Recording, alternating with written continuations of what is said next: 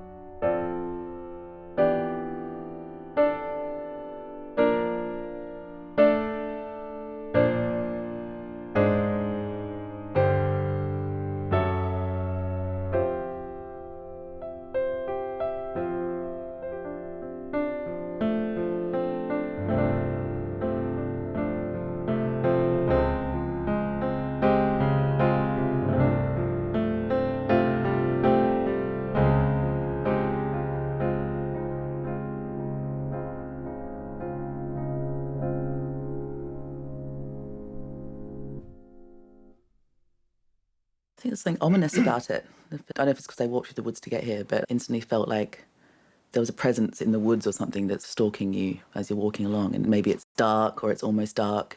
There's like a threat there. And then towards the end, the threat went away, or you outran it, or you came out the other side of the woods and the sun was out and it was all okay after all. There's definitely that uncertainty, isn't it? What's happening in the forest? What is it? Yeah. Like being watched. I always feel like I'm being watched in the forest. They do say that the trees talk to each other through the mycological systems, and so maybe there's a bit of being watched by the forest, yeah. I'd like you to tell me a story of some kind, and then I'm going to improvise a soundtrack to the story. So when I was about 21, I moved from Australia to this island country called Vanuatu in the Pacific. It's this Pacific archipelago of about 100 islands or so, all spread sort of through and around Papua New Guinea. I ran a resort there, which I was like deeply underqualified to do. It was like a small resort on one of these islands. It was a really strange place to live. It was like picture postcard paradise. White sandy beaches and blue seas and palm trees and stuff growing everywhere and amazingly beautiful. But then also everything's so alive there. All the plants are taking over each other and all the animals are big and the sea life's threatening, and there's all this sort of tension between this beauty and this sort of danger all the time. That was sort of really summed up in this trip I did to one of the islands called Tanna, which has an active volcano on it that's been active for hundreds of years. It's never not been spouting out lava and rumbling around and doing this thing. The island has become like a moonscape wasteland of ash and volcanic ground, volcanic soil, and it's this grey, amazing space. So you go there in a boat, and then there's a little dock and a little hotel, and you stay in the hotel, and they take you out. There's tour guides in really old, beaten-up four-wheel drives at dusk, because it's the best time to see this volcanic display as it comes up against the sky, the light going down behind it, and it's this amazing thing to do. But it's all really, like, unregulated. You just get in this car with this guy, and he takes you out there. Drives you across a waterfall, across this massive grey wasteland, and it's just really weird. And then you get there, and all the tour guides go, off you go then. You climb the volcano. We're going to have a cigarette break. So we all go up the side of it. There's about 10 of us. We start climbing up, and the sun's going down, and then you get to the top, and you realise you are just standing at the edge of a volcano. And it's this really weird experience. There's so much danger here, this amazing energy, this power coming out of the ground. And suddenly there's all this action, and I turn around and everyone's screaming. And one of the women had been taking a photograph on the very edge of the volcano, and she dropped her camera and she went to get it and she slipped and started to fall in. And someone else had to grab her by the ankles and pull her out of this volcano. I remember all the tour guides being like, just incredulous that would have happened, that we were so stupid. It's just like common sense, isn't it, not to stand on the edge of a volcano? It would have been all for a camera as well, which is a really sad reason to die. So you've got the idyllic section and then the barrenness and then this sense of danger but also awe at the same time, and then the near miss.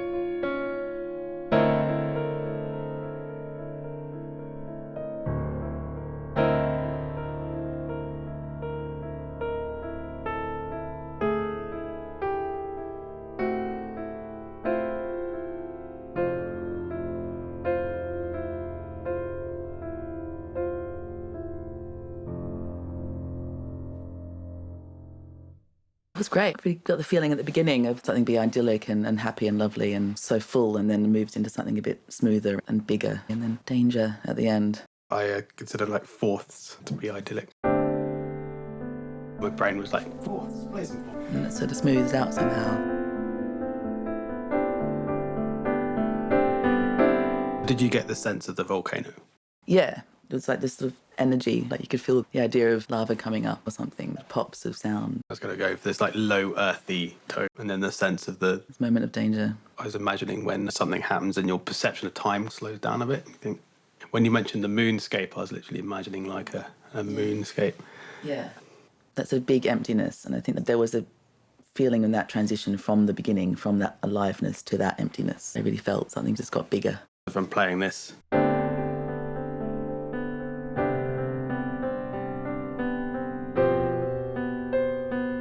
I can imagine dense things, so forest or trees together, you know, and as we shift from the landscape of sort of dense jungle to something much more open, you can literally do it on the piano and you get that sense.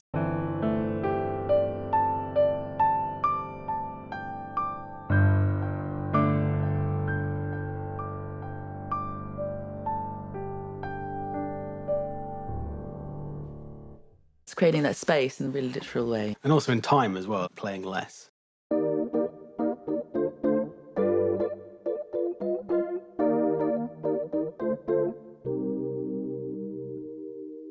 Do you have another story you could tell? For a while when I lived in London, I lived on the canal on Narrowboat for a couple of years. It was really old, beautiful, proper barge. narrow barge from the 70s or older, beautiful old thing.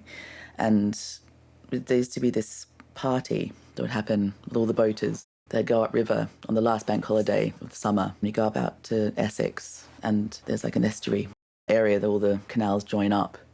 And everyone goes down there with 50 boats, and you join all the boats together with ropes, and you have this massive 3-day party with music and food, and everyone climbs on each other's boats, and it's this sort of great regatta. Lots of pirates and really interesting people will trek up there, and it takes about a day out of London. So my partner and I, we set out a bit later than we meant to, so the sun was going down a bit.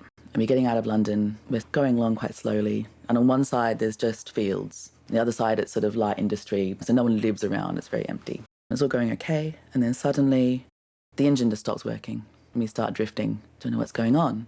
My boyfriend goes to see what's happening in the engine room, and I don't know if you've ever seen Battleship Potemkin. It was like that, but like a really small version. All the water's coming in, spouting out random places, out in the middle of the floor, just pouring out and trying to stop it. Turned everything off, and then we're just drifting properly, and there's nothing, and there's no sound. And we don't know how to fix it. It's a 100-year-old engine. We're in the middle of nowhere. There's no one around. All the lights are gone. And there was a moment of fear in that, and this uncertainty. And then we got the barge pole out from the side and ended up steering ourselves in the dark. And it's just dead quiet, and there's nothing around. And we're out of London, and we're just going along. And it was like just one of the most peaceful moments I've ever had on the boat, all of a sudden. Just with that uncertainty, but beauty and nothing and quiet. It was actually really lovely in the end. We made it to the party, which is the most important thing.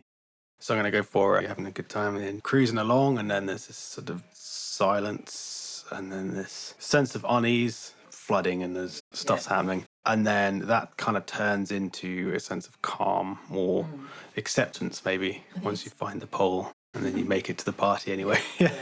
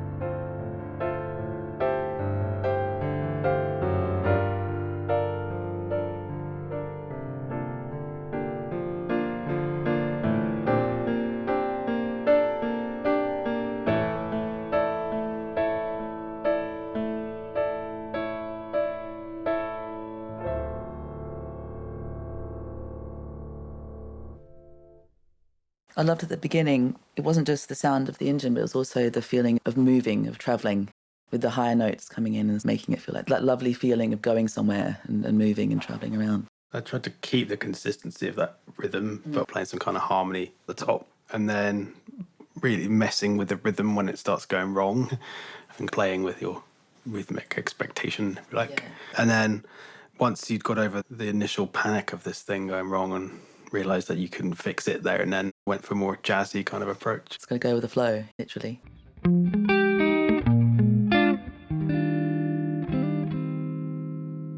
So what did you get out of this podcast?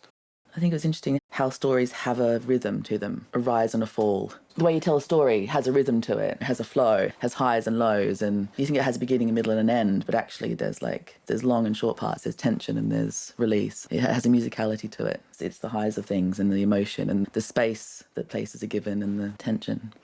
And then I tried to reflect that in the music. Yeah, exactly. I think it's a really interesting relationship between the two, actually, and you look at it that way.